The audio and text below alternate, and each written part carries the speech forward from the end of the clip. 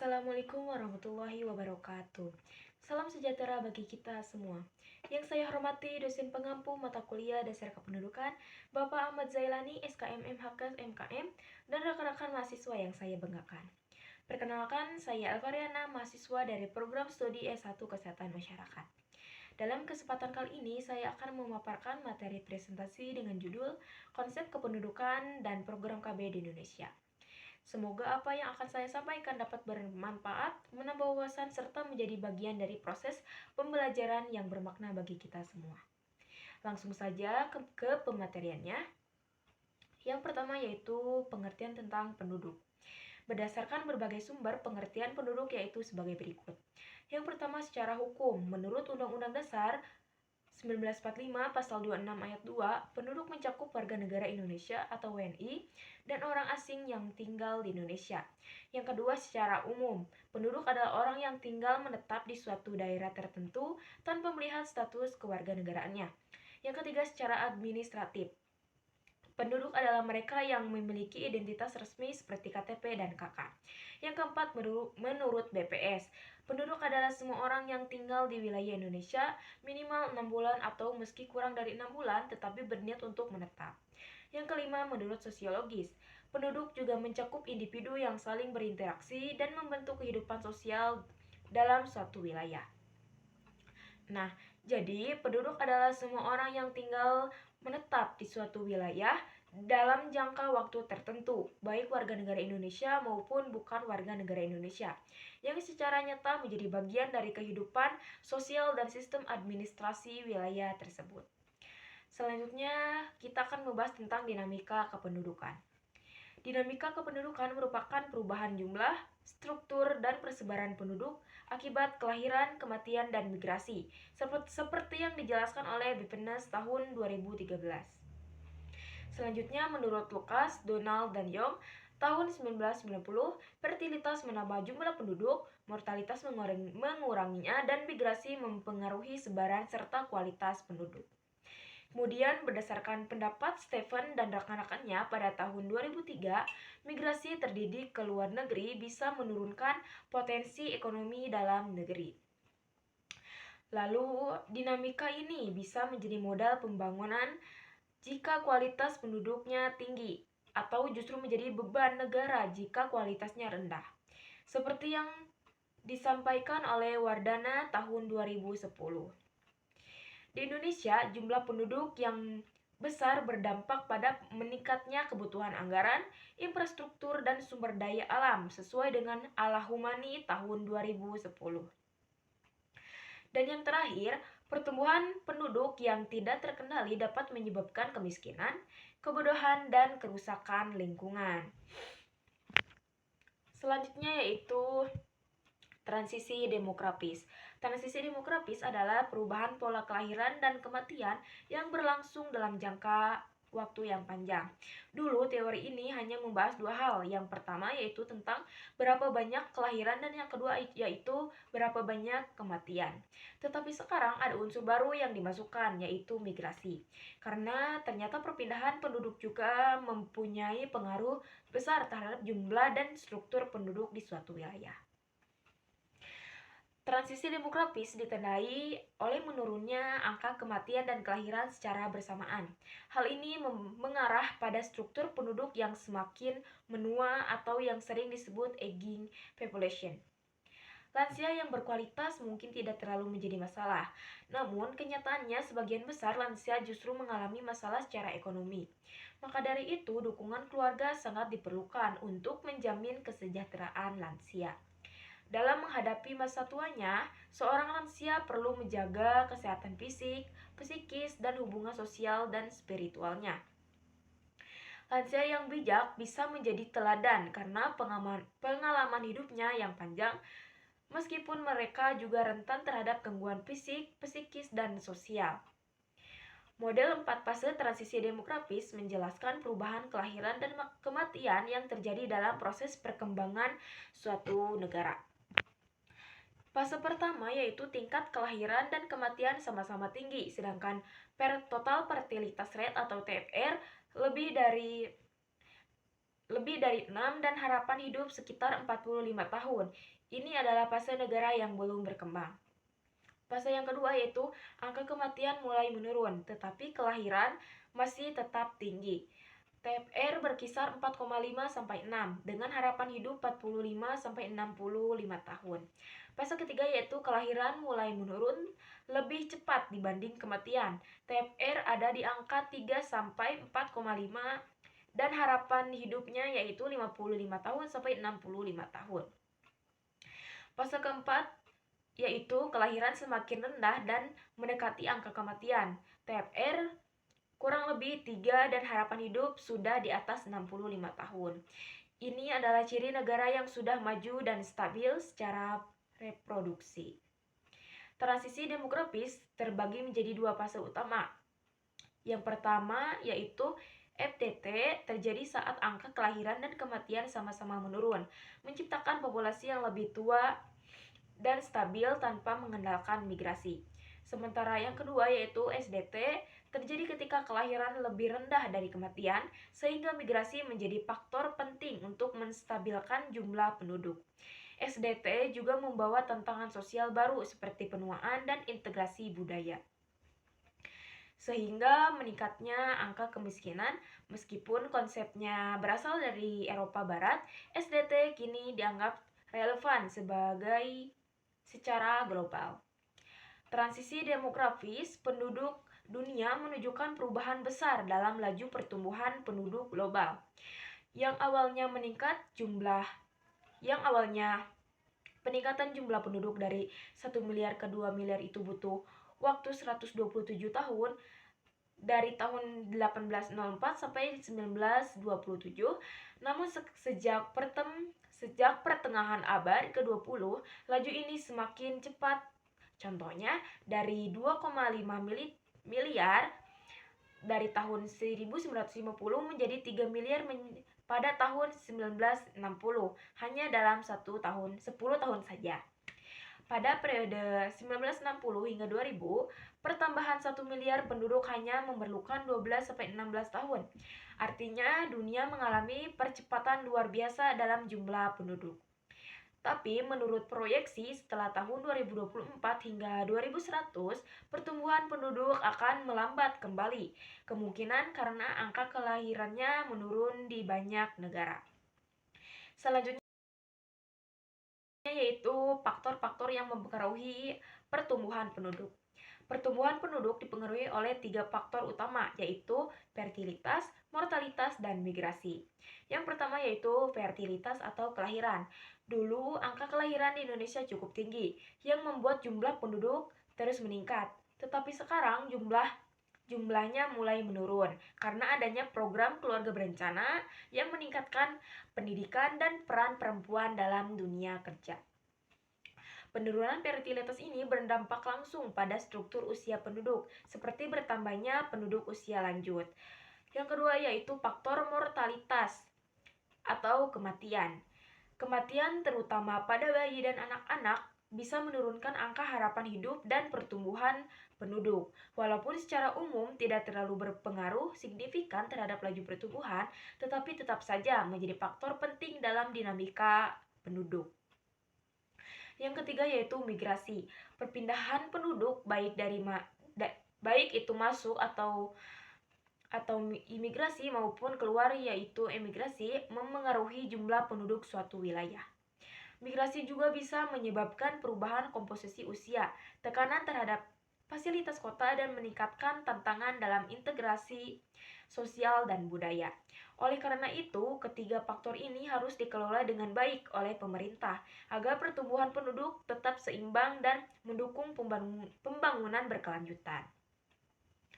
Masalah kependudukan di Indonesia dan dampaknya, yaitu Indonesia menghadapi sejumlah masalah kependudukan yang serius. Yang pertama yaitu tingginya angka kelahiran yang bisa memicu ledakan penduduk bila tidak diimbangi dengan penyediaan fasilitas seperti pendidikan, kesehatan, dan perumahan. Hal ini bisa membuat kehidupan masyarakat menjadi tidak layak. Yang kedua yaitu angka harapan hidup yang terus meningkat. juga menjadi tantangan baru. Semakin banyak lansia yang membutuhkan layanan kesehatan dan perlindungan sosial, sehingga perlu disiapkan sistem pendukung yang memadai. Yang ketiga yaitu jumlah penduduk yang terus bertambah tanpa pertumbuhan lapangan kerja yang sebanding menyebabkan meningkatnya angka pengangguran, urbanisasi besar-besaran ke kota, dan tekanan terhadap pembangunan nasional. Yang keempat yaitu migrasi dari desa ke kota menyebabkan permukiman kota semakin padat. Kota menjadi sangat amat penuh, sedangkan desa kehilangan tenaga kerja muda yang produktif, yang menyebabkan ketidakseimbangan pembangunan antar wilayah. Masalah-masalah tersebut memberikan dampak besar, di antaranya secara sosial, yaitu memicu kemiskinan dan kesenjangan sosial, secara ekonomi, menekan ketersediaan lapangan kerja dan memperburuk ketimpangan daerah. Secara lingkungan menyebabkan kerusakan karena sumber daya alam terus dieksploitasi. Secara politik bisa menimbulkan ketidakpuasan masyarakat yang berujung pada kerasahan sosial. Dalam skala global, struktur demografis suatu negara juga mempengaruhi ekonomi dunia. Negara dengan penduduk usia produktif dominan punya potensi ekonomi yang lebih besar. Sebaliknya, negara yang populasinya yang menua menghadapi beban besar dalam hal kesehatan dan kesejahteraan sosial. Maka, penting bagi Indonesia untuk mengelola kependudukan secara bijak agar pertumbuhan bisa mendukung pembangunan yang berkelanjutan. Nah, selanjutnya yaitu jumlah persebaran dan pertumbuhan kepadatan penduduk pada tahun 1990 sampai 1994. Berdasarkan data tahun 1990 sampai 1994, seluruh provinsi Indonesia mengalami peningkatan jumlah penduduk. Namun, pertumbuhan ini tidak merata di semua wilayah. Penduduk paling banyak terkonsentrasi di 3 provinsi di wilayah Pulau Jawa, yaitu Jawa Barat, Jawa Timur, dan Jawa Tengah. Sedangkan wilayah yang jumlahnya paling sedikit yaitu Timur Timur dan Irian Jaya. Ketimpangan ini menunjukkan bahwa penyebaran penduduk di Indonesia masih belum merata. Konsentrasi yang tinggi di wilayah tertentu bisa menyebabkan kepadatan dan berbagai masalah sosial ekonomi. Oleh karena itu, diperlukan pemerataan pembangunan dan distribusi penduduk yang lebih adil, agar setiap daerah bisa berkembang secara seimbang dan tidak hanya bertumpu pada wilayah tertentu saja. Selanjutnya yaitu upaya pemerintah mengatasi masalah kependudukan. Pemerintah Indonesia telah melakukan berbagai upaya untuk mengatasi masalah kependudukan. Langkah utama yang dilakukannya yaitu melalui program keluarga berencana atau KB yang sudah terjalankan sejak tahun 1970-an. Selain itu, pemerintah juga meningkatkan akses terhadap kesehatan reproduksi, pendidikan, kesempatan kerja, serta pemberdayaan perempuan. Untuk memastikan bonus demografis, yaitu ketika jumlah penduduk usia produktif lebih banyak dari usia non-produktif. Ada beberapa strategi yang dijalankan. Yang pertama yaitu menciptakan lapangan kerja yang mendukung pertumbuhan UMKM serta wirausaha agar usia produktif terserap secara optimal. Yang kedua, meningkatkan produktivitas tenaga kerja dengan pelatihan dan pengembangan keterampilan. Yang ketiga, meningkatkan partisipasi perempuan di dunia kerja sekaligus memberikan perlindungan di sektor informal. Yang keempat yaitu memperkuat regulasi ketenaga kerjaan agar iklim kerja semakin kondusif. Yang kelima, mengurangi kesenjangan wilayah dengan pendekatan kebijakan sesuai tahapan demografi setiap daerahnya. Yang keenam, membangun sistem data nasional agar kebijakan berbasis data lebih akurat. Yang ketujuh yaitu investasi di bidang sumber daya manusia dan kesehatan sejak dini, termasuk layanan kesehatan universal. Yang kedelapan, menjaga produktivitas lansia melalui pekerja paruh waktu dan usia pensiun fleksibel. Yang kesembilan yaitu memperluas cakupan jaminan sosial, khususnya bagi sektor informal. Yang ke-10, mendorong tabungan dan investasi gerakan muda sebagai pondasi kemandirian di di masa tua.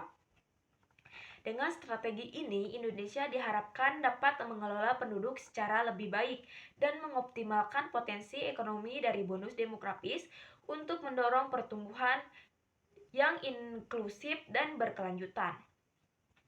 Nah, selanjutnya yaitu kita akan membahas tentang tentang KB. Sebelumnya kita akan membahas tentang pengertian KB. Apa itu KB? Keluarga berencana atau disingkat KB adalah suatu program yang bertujuan untuk membantu pasangan suami istri dalam merencanakan jumlah anak, jarak kehamilan, serta waktu kehamilan dan kelahiran sesuai keinginan dan hak reproduksi mereka.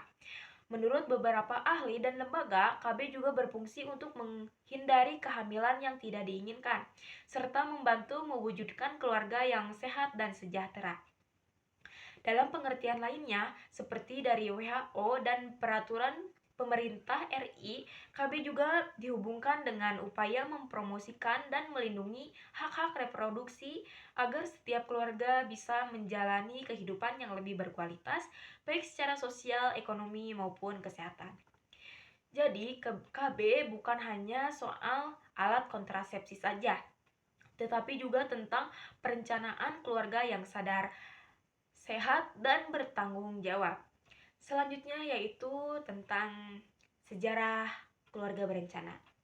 Sejarah keluarga berencana dimulai dari gerakan di luar negeri di Inggris, tepatnya oleh Maria Stephen, mempelopori gerakan KB sejak abad ke-19, menyasar kalangan buruh. Di Amerika Serikat, Margaret Sanger mengenalkan istilah birth control dan membentuk organisasi internasional yaitu IPPF pada tahun 1952. Gerakan ini kemudian masuk ke Indonesia melalui para dokter kandungan di FKUI atau RSUP Jakarta yang mendirikan PKBI atau Perkumpulan Keluarga Berencana Indonesia pada 23 Desember 1957. Awalnya kegiatan ini dilakukan secara diam-diam karena belum mendapatkan dukungan dari pemerintah. Perubahan besar-besaran terjadi pada tahun 1967 lewat simposium kontrasepsi di Bandung. Setelah itu gerakan KB mulai dikenal masyarakat luas.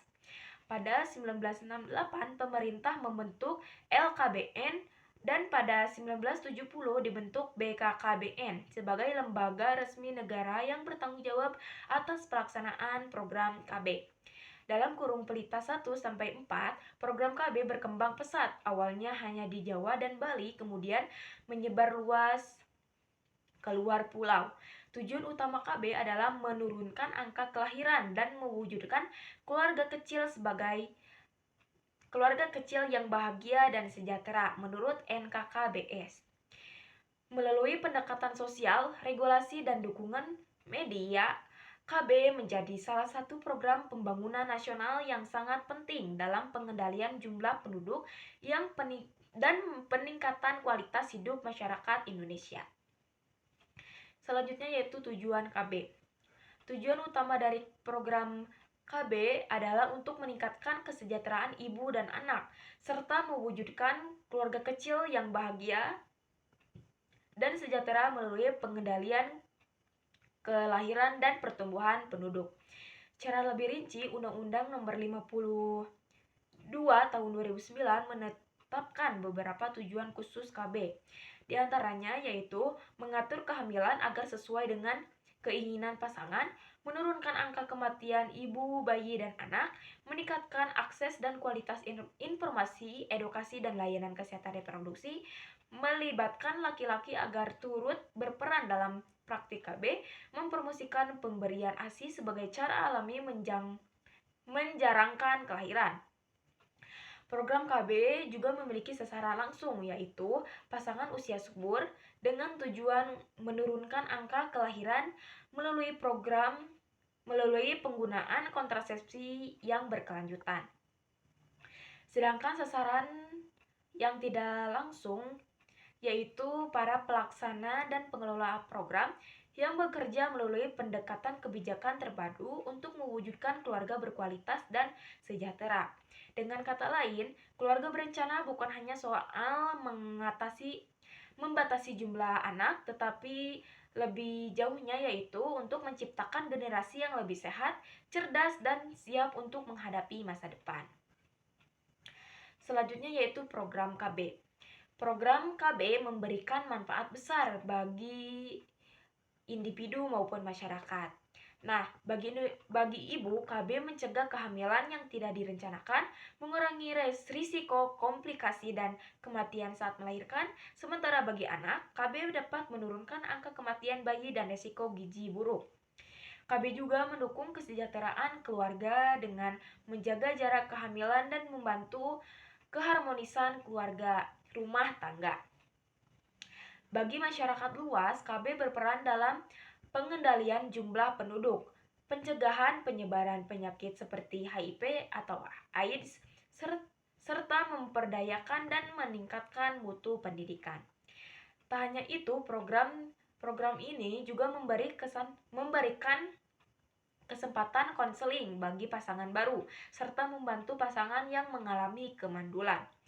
Dengan semua manfaat tersebut, KB menjadi salah satu strategi penting dalam mewujudkan keluarga yang sehat dan sejahtera. Selanjutnya yaitu pelaksanaan program KB di Indonesia. Program Keluarga Berencana atau KB di Indonesia sudah ada sejak tahun 1950-an. Gagasan ini dimulai berkembang karena tingginya angka kematian ibu dan bayi. Nah, pada tahun 1957 didirikan PKBI sebagai pelopor. Lalu pada tahun 1970, pemerintah resmi membentuk BKKBN untuk menjalankan program KB secara nasional. Program KB ini berjalan melalui 3 masa penting. Yang pertama yaitu masa Orde Lama, saat Presiden Soekarno Beliau belum mendukung program keluarga berencana ini karena menganggap banyak anak adalah kekuatan bangsa. Karena itu solusi kepadatan penduduk saat itu hanya lewat program transmigrasi. Yang kedua yaitu masa Orde Baru. Di bawah Presiden Soeharto, program keluarga berencana berkembang pesat dengan slogan 2 anak cukup. Pemerintah gencar melakukan sosialisasi hingga ke pelosok, melakukan BKKBN secara top-down. Hasilnya, Indonesia bahkan mendapatkan penghargaan dari PBB pada tahun 1989. Yang ketiga yaitu masa reformasi. Di masa reformasi ini, program keluarga berencana sempat melemah karena pelimpahan wewenang ke daerah yang belum siap, tetapi kemudian diperkuat kembali oleh Presiden SBY melalui Undang-Undang Nomor 52 Tahun 2009. Di era Presiden Jokowi lahirlah program Kampung KB yang lebih melibatkan masyarakat secara langsung di tingkat pedesaan. Tujuan utama program KB ini adalah untuk mengatur kelahiran, menjaga jarak antar anak, dan menciptakan keluarga kecil yang sehat, bahagia, dan sejahtera. Selanjutnya yaitu tentang jenis-jenis KB. Ada berbagai kontrasepsi yang dapat digunakan untuk mencegah kehamilan. Yang pertama, AKDR LNG, yaitu alat dalam rahim berbentuk T yang melepaskan hormon levonorgestrel dan efektif hingga 5 tahun. Yang kedua yaitu implan, berupa batang kecil di bawah kulit yang melepaskan hormon, bisa mencegah ovulasi hingga 5 tahun. Kontrasepsi suntik dibagi menjadi 2, yaitu suntik kombinasi atau KSK yang mengandung hormon progestin dan estrogen, dan suntik progestin atau KSP yang hanya mengandung progestin dan disuntikan setiap 2 atau 3 tahun. Ada juga pil kombinasi, yaitu pil harian yang mengandung 2 hormon. Lalu kondom pria dan kondom wanita adalah alat kontrasepsi penghalang yang mencegah masuknya sperma. Dan kondom wanita juga dapat melindungi dari infeksi menular seksual. Untuk yang tidak ingin memiliki anak lagi bisa memilih tubektomi, yaitu metode bedah permanen.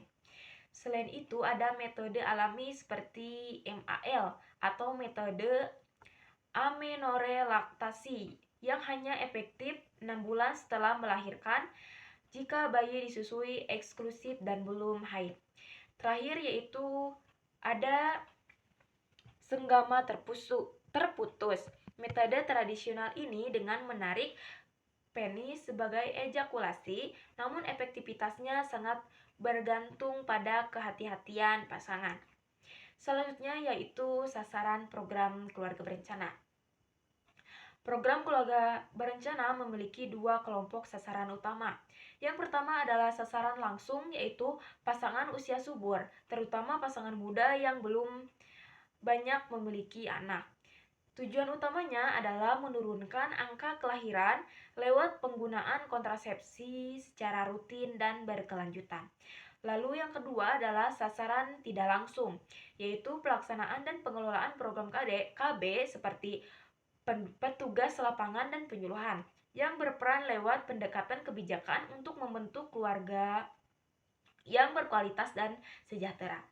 Program KB juga menyasar kepada kelompok khusus, misalnya remaja yang diberikan edukasi dan informasi kesehatan reproduksi melalui PKPR atau Pelayanan Kesehatan Peduli Remaja.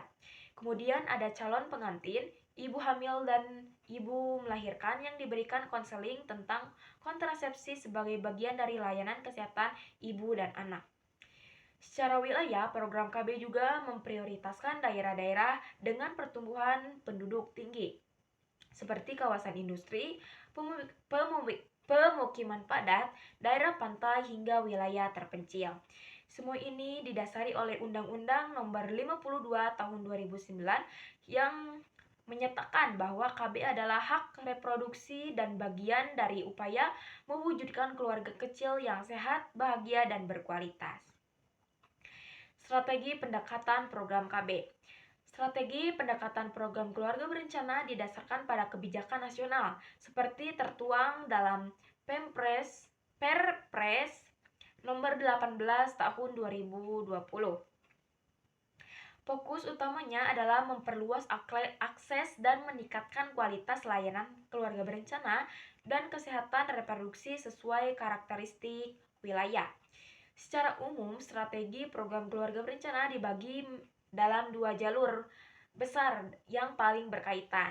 Yang pertama yaitu meningkatkan pemerintah dari masyarakat, terutama pasangan usia subur. Hal ini dilakukan melalui kegiatan advokasi, komunikasi, informasi, dan edukasi yang merupakan tanggung jawab BKKBN. Yang kedua yaitu memenuhi permintaan tersebut dengan menyediakan layanan kontrasepsi yang aman, berkualitas, dan merata yang menjadi tanggung jawab Kementerian Kesehatan. Kedua instansi ini hanya terus berkoordinasi agar program keluarga berencana ini berjalan dengan efektif. Strategi ini juga menggunakan pendekatan berbasis hak, yang artinya seluruh upaya dilakukan dengan menjalankan atau menjamin hak asasi manusia, termasuk hak untuk mengakses informasi dan layanan KB secara adil, etis, transparan, berbasis bukti, serta sensitif terhadap gender dan budaya. Langkah konkret dalam strategi ini meliputi seperti edukasi masyarakat luas, pelatihan tenaga lini lapangan seperti PKB dan PLKB, penguatan fasilitas kesehatan dan jaringannya, peningkatan layanan keluarga berencana pasca persalinan. Nah, dengan pendekatan ini diharapkan masyarakat bisa menjalani kehidupan reproduksi yang sehat, aman, dan sejahtera. Selanjutnya yaitu prevalensi penggunaan jenis kontrasepsi pada tahun 1994. Data prevalensi kontrasepsi dari BBKPN pada tahun 1995 menunjukkan bahwa sekitar 55% wanita berstatus kawin menggunakan alat kontrasepsi. Dari jumlah tersebut, 52% memakai metode modern, sementara 3% lainnya memakai metode tradisional. Metode yang paling banyak digunakan adalah pil KB sebesar 17,1%, disusul suntikan 15,2%, IUD 10,3%, implan 4,9%, dan sterilisasi wanita 3,1%. Secara keseluruhan, ketiga metode utama ini yaitu pil, metode suntik, dan metode IUD mencakup sekitar 78% dari total penggunaan alat KB. Jika dilihat dari sisi usia, penggunaan paling tinggi ada pada kelompok usia 25 tahun sampai 39 tahun. Wanita muda di bawah 25 tahun dan yang berusia di atas 40 tahun memiliki tingkat penggunaan yang lebih rendah. Dari segi wilayah, wanita di perkotaan lebih banyak menggunakan kontrasepsi dibanding yang tinggal di pedesaan, yakni sekitar 60% versus 53%. Metode seperti IUD, suntikan, dan sterilisasi wanita lebih banyak dipilih di kota, sedangkan Norplan dan sterilisasi pria lebih dominan di desa. Menariknya, beberapa metode seperti intravaginal, diaphragm, dan foam tidak digunakan sama sekali. Kemungkinan besar karena kurang dikenal oleh masyarakat saat itu. Selanjutnya yaitu prevalensi dan keberhasilan program KB secara nasional. Keberhasilan program KB di Indonesia dapat terlihat dari tingkat prevalensi penggunaan alat kontrasepsi yang bervariasi antar provinsi. Secara nasional, Sulawesi Utara menjadi yang lebih tinggi dengan 73%, disusul di Yogyakarta yaitu 70% dan Bali 68%. Sementara itu, prevalensi terendah tercatat di DI Aceh dan Timor Timur, masing-masing hanya 32%. Di wilayah Jawa Bali, menariknya provinsi dengan angka KB tinggi justru memiliki angka penggunaan pil yang rendah. Misalnya, hanya 7% wanita di Bali dan 13% di Yogyakarta yang menggunakan pil, tetapi penggunaan IUD sangat tinggi, yaitu 41% di Bali. Sementara itu, di Jawa Timur dan Jawa Barat, pil KB masih menjadi metode dominan hingga 34%.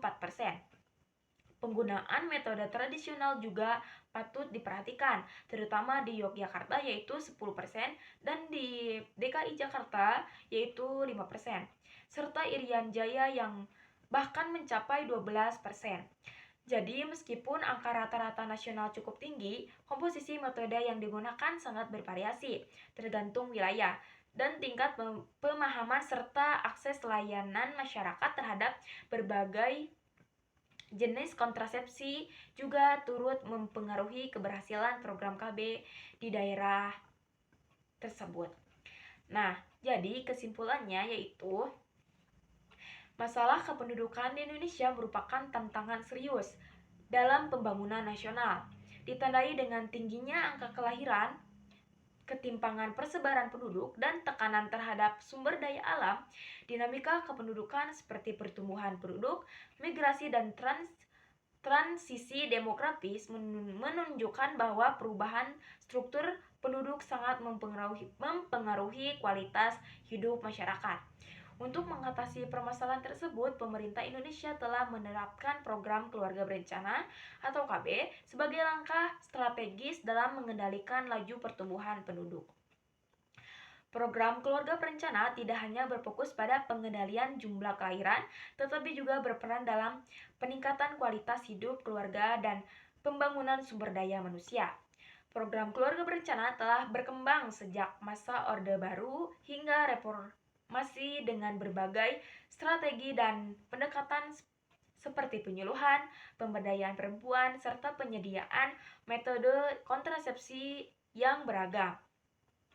Keberhasilan program ini tercermin dari menurunnya angka kelahiran dan meningkatnya kesadaran masyarakat tentang pentingnya perencanaan keluarga. Dengan pemaparan materi presentasi kali ini mengenai konsep kependudukan dan program KB di Indonesia, saya menyadari bahwa dalam penyampaian kali ini masih terdapat kekurangan, baik dari segi materi maupun cara penyajiannya. Untuk itu, saya sangat terbuka terhadap kritik dan saran yang akan membangun untuk kedepannya. Terima kasih atas perhatian dan waktu yang telah diberikan. Wassalamualaikum warahmatullahi wabarakatuh. Salam sejahtera dan sampai jumpa.